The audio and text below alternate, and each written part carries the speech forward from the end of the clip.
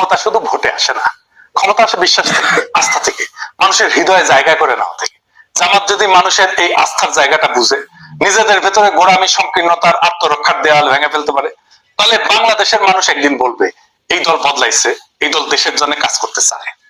আজকের রাজনীতিতে সবচেয়ে বড় অভাব হচ্ছে বিশ্বাসযোগ্যতা। যেই দল এই বিশ্বাস ফিরে আনতে পারবে, যে দল মানুষকে ভয় না দেখায় তাদের ভবিষ্যতের স্বপ্ন দেখাইতে পারবে, তারাই ক্ষমতায় যাবে, তারাই রাষ্ট্র করবে। জামাতের সামনে সেই সুযোগ এখন সত্যিই তৈরি হয়েছে, কিন্তু দরজা খোলা মানে ভেতরে ঢোকা না। কিন্তু এই দরজায় ঢুকতে হলে নিজেদের পুনর্গঠন করতে হবে, মানে নীতিতে, সংগঠনে, আচরণে। বাংলাদেশ এখন এমন এক মোড়ে দাঁড়ায় যেখানে ধর্মীয় রাজনীতির নাম শুনলেই অনেকে ভয় পায়। যদি জামাত সেই ভয়কে ভাঙতে পারে, যদি তারা দেখাতে পারে ধর্ম মানে বিভাজন না, ধর্ম মানে ন্যায়, ধর্ম মানে ইনসাফ, ধর্ম মানে ঐক্য, মুহূর্তের মধ্যে ঐক্য, তাহলে একদিন তারা শুধু নির্বাচনে না, মানুষের হৃদয়ে জয় হবে।